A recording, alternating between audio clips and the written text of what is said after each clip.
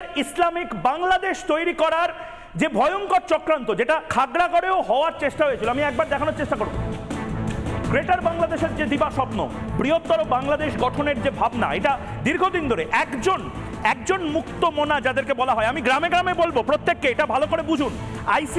ISIS এবং অন্য জঙ্গি গোষ্ঠী, তাদের দীর্ঘদিনের পরিকল্পনা ভারতের থেকে পশ্চিমবঙ্গকে আলাদা করে দেওয়া, কলকাতাকে আলাদা করে পাকিস্তান বা বাংলাদেশের সাথে মিশিয়ে দেওয়া, ভারতকে বাংলা থেকে বিচ্ছিন্ন করা, একদম কাট অফ করে দেওয়া, এবং তার পাশাপাশি বাংলা, অসম, ত্রিপুরাকে আলাদা করা, বাংলা, অসম, ত্রিপুরার কিছু অংশ নিয়ে গ্রেটার বাংলাদেশ তৈরি করার এই প্ল্যান। বাংলা সীমান্তবর্তী জেলাগুলো, সেগুলো দেখাবো কোন কোন জেলাতে হাই অ্যালার্ট জারি করা উচিত, জিহাদের মাধ্যমে আলাদা রাষ্ট্র প্রতিষ্ঠা করা, এবং কিভাবে এই জিহাদটা হচ্ছে সেটাও দেখাবো। বারবার বলছি, চিৎকার করে বলছি, কলকাতা সহ দক্ষিণবঙ্গ দখল করা, এই পুরোটা প্ল্যান আজকের নয়, দীর্ঘদিনের। খাগড়াগড় এ কারণেই জঙ্গিরা জড়ো হয়েছিল খাগড়াগড়ে, এটা আমরা নই, বিমল শঙ্কর বাবু কোনো রাজনৈতিক দল নয়, এনআইএ বারবার বলেছে যে খাগড়াগড়ের যে মাস্টার প্ল্যান, সেই মাস্টার প্ল্যানটা ঘোর বাস্তব। এরপরেও যদি আমরা চুপ করে থাকি, মিনমিন করি, মিনমিনে মিডিয়ার মতন, যদি গোপাল পাঠাকে নিয়ে না বলি, গ্রেটার বাংলাদেশের যে প্ল্যান সেগুলো এক্সপোজ না করি, তাহলে কেন সাংবাদিকতা করছি বিমল বাবু? ময়ূক, একটা কথা বলি, আমি সিপিএমকে নিয়ে বেশি কথা বলে খুব মূল্যবান সময় নষ্ট করতে রাজি নই, কারণ এত গুরুত্ব দেওয়ার কিছু নেই। বরং আমি সিপিএমকে ধন্যবাদ জানাবো, দয়া করে মোহাম্মদ সেলিমকে সামনে রাখুন। আপনারা মোহাম্মদ সেলিমকে সামনে রাখলে আপনারা শূন্য আছেন, শূন্যই থাকবেন, খুব বেশি ইম্পর্টেন্ট লিডারকে আনবেন না। মোটামুটি সিপিএমের 12টা বাজানোর পক্ষে এই নেতারাই যথেষ্ট। সিপিএমকে নিয়ে এর বেশি কথা আমি বলবো না, একটা শূন্য পাওয়া দলকে আর বেশি কি কথা বলবো। আমি শুধু কতগুলো ইম্পর্টেন্ট কথা বলি। এই বিষয়টা নিয়ে আমি 3-4টে জায়গায় লিখেছি, দরকার হলে তোমাকে লেখাগুলো পাঠিয়ে দেবো। দেখো, জিন্নার মতো এরকম একজন চতুর রাজনীতিবিদ এই উপমহাদেশে জন্মায়নি। কেন জন্মায়নি? কারণ জিন্না দেখো কোনোদিন জেলে যায়নি, জিন্না কোনোদিন আন্দোলন করেনি, অথচ কি আনন্দে পাকিস্তানটা বার করে নিয়ে চলে গেছে কংগ্রেসের মাথায় টুপি পরে। একদিকে জিন্নার এই চতুরতা এবং ক্রূরতা, ও জানে কখন কি দাবিটা করতে হবে, আর কংগ্রেস ঠিক সেই সময় ঠিক একই রকম স্টুপিড ভূমিকা পালন করেছে, ফলে জিন্নার মতো লোকেরা পাকিস্তান বার করে নিয়ে চলে গেছে। জিন্নার প্ল্যান কি ছিল জানো? কলকাতা সমেত এই বর্তমান পশ্চিমবঙ্গের একটা বিস্তীর্ণ অংশ, তুমি ভালো করে বুঝে নাও। 1947-এ কলকাতা বন্দর হচ্ছে পূর্ব ভারতের শ্রেষ্ঠ বন্দর, ভারতেরও অন্যতম শ্রেষ্ঠ বন্দর। ঠিক সেই সময়ে কলকাতা বন্দরের ওপর এখনও নির্ভরশীল কারা? নেপালের মতো দেশ, ভুটানের মতো দেশ, এবং তখন সিকিম স্বাধীন দেশ ছিল। এই দেশগুলো তারা কলকাতা বন্দরের ওপর নির্ভরশীল। থার্ড পয়েন্ট, যেটা বাংলাদেশে কৃষিটা উন্নত, বিশেষত চট বা পাট, এগুলো ভালো হয়, আর কলকাতার দিকে প্রচুর চটকল রয়েছে, আর তখন বর্ধমান পেরোলেই প্রচুর খনিজ এলাকা তৈরি হয়েছে।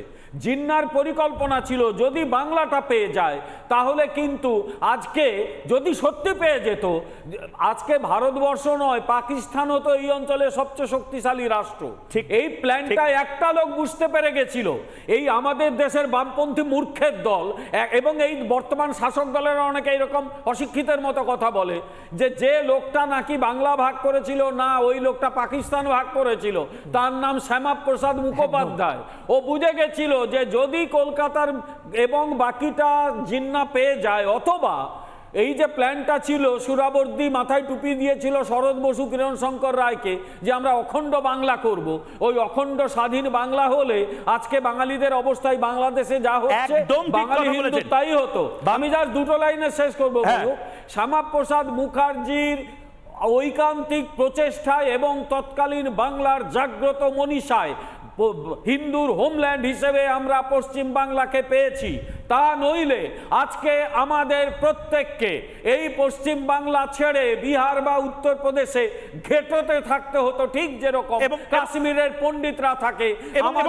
বিমলদা, আপনি যে কথাটা বললেন, আসলে আমি আপনাকে একটু থামাচ্ছিলাম একটাই কারণে, জন্টু বড়াইয়ের কাছে যাওয়ার আগে ভীষণ রেলিভেন্ট একটা পয়েন্ট বললেন। আমি জানি না, আমি খুব সহজভাবে দর্শকের সাথে কমিউনিকেট করতে ভালোবাসি, কিন্তু আমি এতটা সহজভাবে দর্শককে বোঝাতে পারতাম না। কিন্তু আমি পিসিআরকে বলবো, এই যে জিহাদ, এই জিহাদের কনসেপ্টটা, যেটা মোহাম্মদ আলী জিন্নাহ বুঝতে পেরেছিলেন বলে কলকাতাকে সেদিনও শকুনের চোখে দেখেছিলেন, যে খনিজ, জমি, হিউম্যান রিসোর্স, এই সমস্ত কিছু তাদের নিতে হবে, সেটা নিতে পারেনি বলে আজও এই জিহাদে এই হিন্দু সংকট দেখা দিচ্ছে। আজও জঙ্গি গোষ্ঠী তারা চেষ্টা করছে, স্লিপার সেল চেষ্টা করছে জমি জিহাদ করতে, অর্থাৎ বিভিন্নভাবে জমি জিহাদ, লাভ জিহাদ, ভোট জিহাদ, অর্থাৎ ডেমোগ্রাফি বদলে দাও, ভোটার আইডি কার্ড বানাও, এবং খনি জিহাদ, যেটা বিমল শঙ্কর নন্দ বলছিলেন। আমি এক এক করে খুব তাড়াতাড়ি দেখানোর চেষ্টা করব কিভাবে এই গ্রেটার বাংলাদেশ তৈরি করার চেষ্টা হচ্ছে। লাভ জিহাদ, লাভ জিহাদের ক্ষেত্রে ভালো করে দেখুন, গোটা বাংলার মানুষ ওই মুহূর্তে দেখুন, হিন্দু মেয়েদের প্রেমের ফাঁদে ফেলা, নির্দিষ্টভাবে স্লিপার সেল তৈরি করা এবং ছেলেদেরকে এগিয়ে দেওয়া, প্রেম করে বিয়ের পরই ধর্মান্তকরণ করার পরে তাদেরকে বিভিন্নভাবে বিভিন্ন দেশে নিয়ে যাওয়া বা সিরিয়াতে আইসিসে যোগ দেওয়ানোর চেষ্টা করা। আমরা এটা দেখেছি কেরালা বা বিভিন্ন জায়গাতে দেখেছি। লাভ জিহাদের পাশাপাশি আরেকটা ভয়ঙ্কর জিহাদ, যেটা নিয়ে বারবার আমরা সরব হয়েছি, আমি জবাব চাই বাংলা একাধিকবার করেছি, জমি জিহাদ। বিয়ের ফাঁদ পেতে জমি হাতিয়ে নেওয়া, বিভিন্ন রোহিঙ্গা কলোনি তৈরি করা, সম্পর্ক গড়ে হিন্দুদের জমি হস্তান্তর বা হিন্দুদের জমি লিখিয়ে নেওয়া নিজেদের নামে। জমি জিহাদের পাশাপাশি ভোট জিহাদ, যেটা আরো মারাত্মক, এটা হচ্ছে প্রতিবাদ, হিন্দুদের ভোট দিতে বাধা দেওয়া, যেখানে যেখানে হিন্দু পপুলেশন বেশি সেখানে বোমা মেরে বা এমন অশান্তি সৃষ্টি করে ভোট দেওয়া বন্ধ করে অন্য সরকার তৈরি করা। এটা 46-47 হয়েছিল বলেই হিন্দুদের জেগে ওঠার সময় এসেছে, এলাকাকে সংখ্যালঘু অধ্যুষিত করে ফেলা।